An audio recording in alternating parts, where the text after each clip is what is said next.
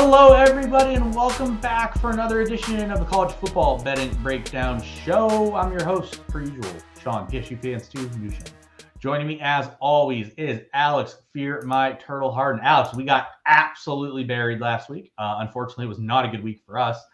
But how's this week shaping up for you? You feeling good going into the worst week of the year, conference championship week? Yeah, there's just really not much on the board. It's not a game. You don't get like the menu of like 50 games to pick from. It's only like 10 games total, maybe 11. So kind of stuck with what we have. For purposes of the show, we'll still give our three favorite plays. We did not do great last week, but we'll try to do better. Yeah, quick recap last week. I was 0-3, and not only was I 0-3, it was ugly. I had Michigan, Ohio State under 57.5, was not close. That overhit. I made a call that Iowa State was going to beat TCU. They lost by like 50, so that was not great on my end. And then I liked LSU plus 9.5 against Texas A&M, and I don't know what that was, but somehow Texas A&M won and they scored a lot of points, and I don't really have any idea how that occurred. But anyways, Alex, how did you do last week? Yeah, I was on LSU also. I had Baylor plus 8.5. They lost by 11. Feel okay about that one. It's definitely off on the LSU one. And then I had USC minus 4.5, and they won by 11. So got one win between us. So I'll take it. Exactly, I guess that's not a good way. Yeah, not a good way to pick up a game. It's not been profitable to bet against us this year, I think. I think it's not been profitable. I'm not even sure if it's been profitable 1 week. Actually, it might have been profitable 1 week where we went like where we went 2-4 like as a whole.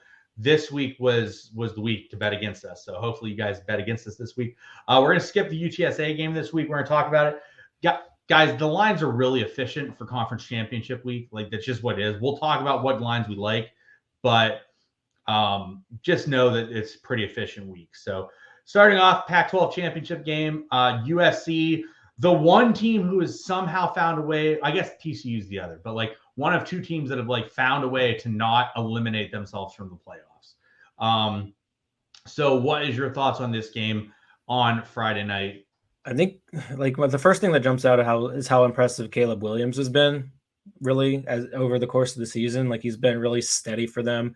Austin Jones looked good last week, filling in the Travis Dye role. So I definitely like where they're headed. This is a revenge game. The one loss in their season, they lost by 1 point at Utah earlier in the year. So they get them on, I believe, a neutral field here. So I like the USC side a little bit. Like, Utah, they've just like systematically won games throughout the year, but they haven't been overly impressive. I haven't, like, Cameron Rising, I've expected way more from him this year. In a lot of ways, they just haven't given him the opportunity to show more. They just love to run the ball with like their 18 different running backs and play decent defense. They're not even as good as they have been in the past defensively. So I like USC's chances to win here. Sounds good to me. I'm probably going to stay away from this game. Utah's main issue this year has just been what they've done with everyone. Like, it's been a dumpster fire what Utah's done for everyone this year. Sorry, Utah, not USC. Utah has just yanked everyone's chain all year. Dalton Kincaid is injured. He's supposed to play, but like, I'm a little bit concerned about that. Tavian Thomas is out. I'm a bit concerned about that. Things definitely go towards USC. But the way this season's going, every team that is in the playoff hunt is losing. So it makes sense this weekend that normally when we're talking about playoffs, it's like, oh, this team's got to lose as like a 21-point favorite to not make the playoffs. It's not the case this week. There are like two teams battling for the playoffs that are like a 1-point favorite, where if the other loses, they could make the playoffs. So it'll be interesting if USC wins and puts all the pressure on TCU on Saturday, because I think if they both win, they're in the playoffs. If both of them win, it'll be interesting to see who gets taken. It's going to be TCU. If TCU wins, they're going to get taken. It'll be interesting to see if USC wins, if they get taken, if TCU loses. So we'll have to wait and see how it plays out. All right, next game, we have Kansas State against TCU. I like Kansas State. I think Will Howard's been pretty solid for them. I think the best player in this game individually is Deuce Vaughn. I think TCU side is incredibly banged up. And TCU's been – I'm not saying TCU's bad. TCU's a good team. Like, nothing against TCU. But they have been so lucky all year that I'm just not going to take them in a spot where they're playing a very good team on a neutral field and they have all the pressure in the world on them in this game to go. Like if they win, they get to go get absolutely obliterated by Georgia. So like they have everything to play for, or possibly Michigan, depending on if Georgia loses the conference title game somehow, which I don't really see happening. But so I like Kansas State here. As you guys see, it's 2.5. I would like it if it got to 3. I think there's a possibility it could get to 3 if you wanted to wait. Obviously, for the purposes of the show, we're not going to wait for it. So, what's your thoughts on this one, Alex? It just seems like TCU is like that team of destiny that just like is always just things are just gonna roll their way. Like between the huge pockets of luck that they've had, they have gotten better. Like their defense has improved pretty dramatically, in my opinion, over the course of the season. However, like Kansas State's a very solid team. Like they're way better than their record 9-3 shows. Like they're obviously within a field goal in terms of line on a neutral field. So this should be a good game.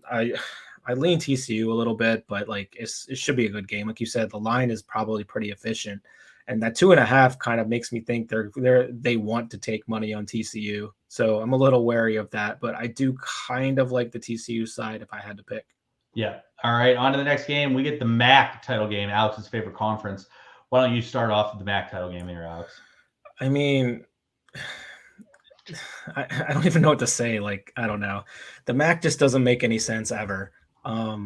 Ohio's down their quarterback, Curtis Rourke. The backup quarterback who's been playing, CJ Harris, actually looks pretty decent. He's more of a runner, but he's been pretty solid. Like, it's the MAC. Like, none of the stats matter. None of the records matter. The players don't matter. Whatever happens is going to happen. So it's just a stay away. I have no interest in engaging in MAC festivities on a Saturday. Yeah, like look, like Toledo quarterback injured, Ohio quarterback injured. That's like so MAC. And then like you look and Gleason's been solid. So is Harris for Ohio. Who's going to win? I don't know. I'm over the MAC. I'm not a big MACtion fan. Alex hates it more than I do. So I'm just not looking towards this game for anything. Either side can win it. I don't really care who does because I'm not super interested in this game. So yeah, congratulations to whoever wins the championship in the glorified high school football conference. Yeah, like I can't do it. All right, next game, Coastal Carolina at Troy. So I did see something earlier today that said that Grayson McCall is questionable. Let me see what it said. So courtesy of Danny Kelly on Twitter, Coastal Carolina head coach Jamie Chadwell said QB Grayson McCall's status is still questionable for Saturday's Sun Belt championship game. Chadwell previously said a decision will be made on whether he will play on Wednesday. So we probably will find that out. If you can get the info and you can make the move immediately, I would go based on how the info is. If you hear that McCall is going to play, I would probably take Coastal. If you hear that he's going to be out, I would probably take Troy. Otherwise, I'm probably staying away from this one. Do you have any other differing opinions here? No, it seems like to me that they line this with him out. So I think like if they say he's going to play and you can still get 10.5, I'd probably be interested in that, but nothing like if it gets 10 or lower, like I'm probably just out. Like 10.5 seems like an okay spot to be in if you're getting a quarterback back. They're just like limping down the stretch into the season. Like they got smashed by James Madison. I mean, they have an actual pathetic pass defense this year. Like let's be clear, the best team in that conference is not in that game. And that's only because they just came into Division I this year. How stupid is that's the dumbest rule ever. Dumbest rule I've ever heard. So it's so asinine. All right, next game, SEC title game where offenses typically go to die against Georgia. Look, you see at 17.5. I like Georgia. I don't know. I just don't think LSU is that good personally. If you're losing to Texas A&M and if you're giving up 38 points to Texas A&M, you have some issues. And I know they were looking forward to it.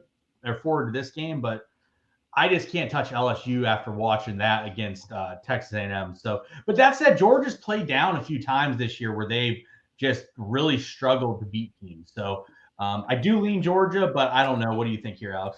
I agree with you. I really don't have much interest in picking a side in this game, but I do lean Georgia. Jaden Daniels, I believe, was in like a walking boot also. Like, oh, Jaden Daniels is injured. I didn't see the Jaden Daniels in the walking boot part. If Jaden Daniels is in a walking boot, Georgia all day.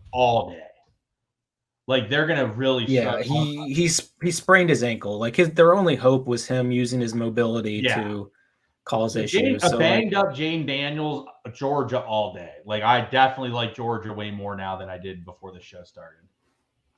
He's probably fine. Let me clarify this. Like he's probably totally fine. Oh, he's going to play. The walking boot's precautionary, but like a sprained ankle is not great. Like he's not 100%.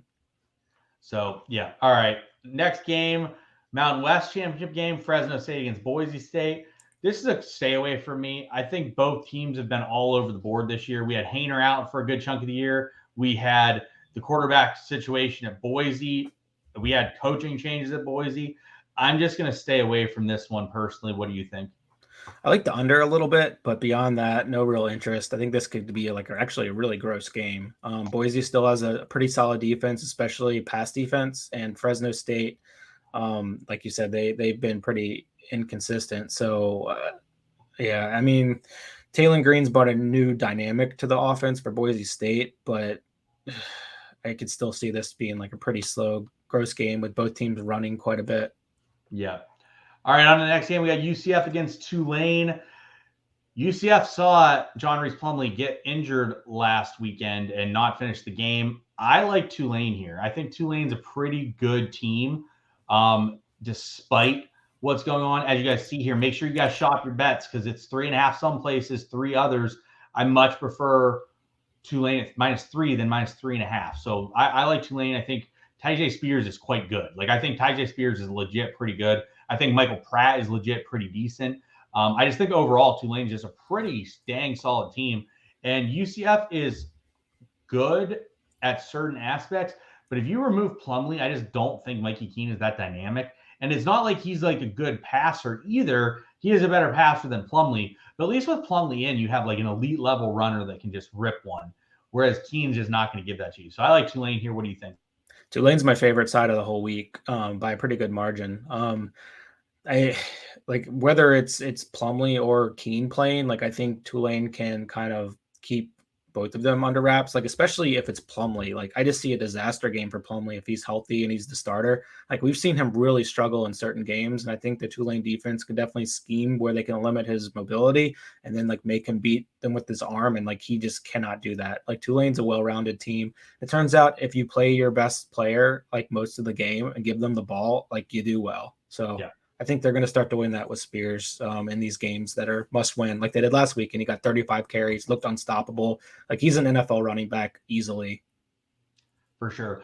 All right, next game we got. I mean, this is like loser central here, right? Clemson, North Carolina. This is like the ultimate loser game. Look, the North Carolina defense is atrocious, but DJ Uiagalelei also is atrocious. I guess I like North Carolina because Drake May is just better than Uiagalelei, but like they've lost 2 games to not great competition the last 2 weeks. I mean, NC State's okay. Georgia Tech is not good. And it wasn't that they like lost because they were getting blown up defensively. Their offense wasn't producing either. So I have major concerns about the North Carolina team. What's your thoughts here? It is interesting that they lost to Georgia Tech, and then like Georgia Tech like pushes Georgia for a whole half. That was kind of interesting to see. But like I tend to agree with you. Like you beat the Clemson defense through the air. Like you're not going to run. So like I think that might bode well for North Carolina's chances because they are going to put this game on Drake May's like legs and arms. Like they probably won't run that much, which is good schematically for them versus Clemson, I believe. It's just a matter of like if DJ Uiagalelei can be like an average quarterback. If he can, like Clemson's probably going to roll here. But if he struggles and can't, like is really inaccurate like he usually is, like this could actually turn into a close game. And I kind of like taking North Carolina on the money line if I'm doing anything. Like I don't really want to bet 7.5. Like I'd rather just take the money line. And for sure. All right, last game of the week, the Big Ten championship game. We get Michigan against Purdue. I mean, that's a shocker, but I'm surprised Michigan's such a low favorite. This is definitely a letdown spot for Michigan. Definitely a letdown spot for them. I do have concerns. I think they're in the playoff regardless. I don't know if they understand that, which if they did, they would maybe take this a little bit easier. But you have so long in between this game and like the playoff game, it doesn't really matter anyways. But I like Michigan. They're a much better team than Purdue. Although Purdue has my boy, Devin Mockabee, former walk-on. The guy looks fantastic every game. I don't know how he was a walk-on. So what's your thoughts on the Big Ten title game? Yeah, I think Michigan just like kind of steamrolls them, and we've seen Purdue struggle in spots where like you probably shouldn't struggle. So, yeah, I definitely like the Michigan side. For sure. All right, guys, that's going to wrap it up for us this week. We kept it short. Not much to talk about with conference title game going on. Lines are very efficient, it seems like. For the 3 games of the week that I like Kansas State plus 2.5. I like Georgia minus 17.5. And I like Tulane minus 3 against UCF. What do you like, Alex? I like USC minus 2.5, TCU minus 2.5, and Tulane minus 3. Going against Kansas State, the disrespect on Deuce Vaughn. I don't like it. All right, guys, it's going to wrap it up for us for this week. I think we're going to try to do one a week for the bowl season. We won't do anything, obviously, for the Army-Navy game. If you guys are watching that game and want to bet on it, just have fun. We won't be commenting on that game. We bet the under on 1/2 exciting moments in that game. Under on whatever the total is, because generally speaking, the service academies defend the triple option well because they defend it all the time in practice. So anyways, for Alex, I'm Sean. We'll be back for bowl season. Have a good one, everyone.